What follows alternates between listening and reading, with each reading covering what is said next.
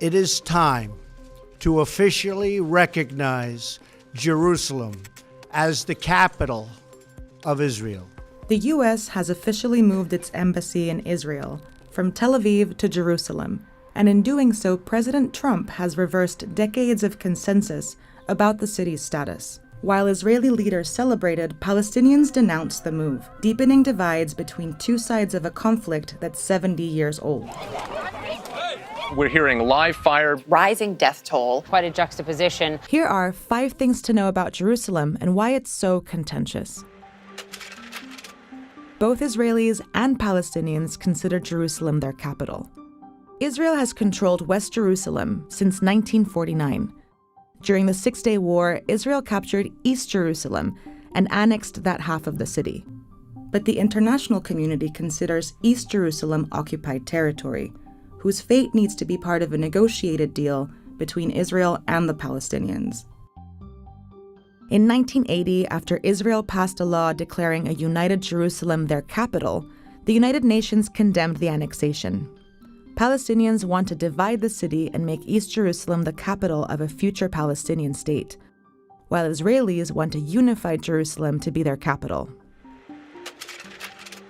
Jerusalem is central to the peace process. During peace process negotiations for the Oslo Accords, the issue of Jerusalem was initially set aside to avoid derailing the talks. Any successful peace initiative in the future would likely need to resolve the conflicting claims to the land. Violence is not new in the Holy City. Control of Jerusalem has been a trigger for violence many times in the past. The contested area of East Jerusalem is home to some of the holiest sites in the world for Jews and Muslims. It is the site where Judaism's 2 sacred temples once stood, and the site where the Prophet Muhammad ascended to heaven. The trouble is that the sites for Muslims and Jews exist on the same land. There's a precarious power share in place. Israeli officials control who has access to the complex, but Muslims have religious control inside. Jews can enter, but aren't allowed to pray. Instead, they use the Western Wall.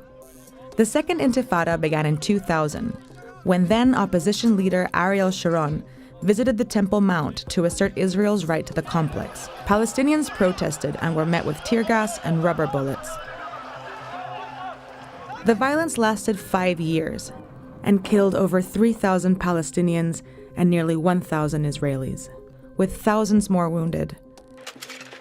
The U.S. isn't the only country moving its embassy. In the early 70s, 16 countries had embassies in Jerusalem, including the Netherlands and Colombia. But after the UN Security Council condemned the annexation of East Jerusalem in 1980, member states left.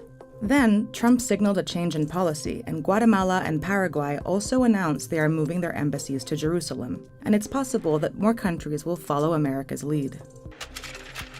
The U.S. has avoided the embassy move for decades. Though Congress passed a law to relocate the U.S. Embassy to Jerusalem more than 20 years ago, the law includes a loophole that allows the president to delay the relocation for the sake of national security. Every sitting president, Clinton, Bush, Obama, has used this power and signed the waiver every 6 months. President Trump signed the waiver in June 2017 and again in December 2017, but also signaled he would begin the process of moving the embassy from Tel Aviv to Jerusalem. And in May of 2018, he carried out his pledge. The embassy move came at an already tense time. Tens of thousands of Palestinians have spent the past few weeks holding protests on the border between Gaza and Israel that weren't tied to the embassy move. Dozens of Palestinians had been killed even before the embassy opened. While President Trump was careful not to call Jerusalem an undivided capital, Israeli Prime Minister Benjamin Netanyahu said just that at the U.S. Embassy opening. And God bless Jerusalem, the eternal, undivided capital of Israel. But opposition to Trump's declarations and the embassy move has been growing. And as lines are drawn and the fight for Jerusalem intensifies, the future of Israeli-Palestinian stability is once again at risk.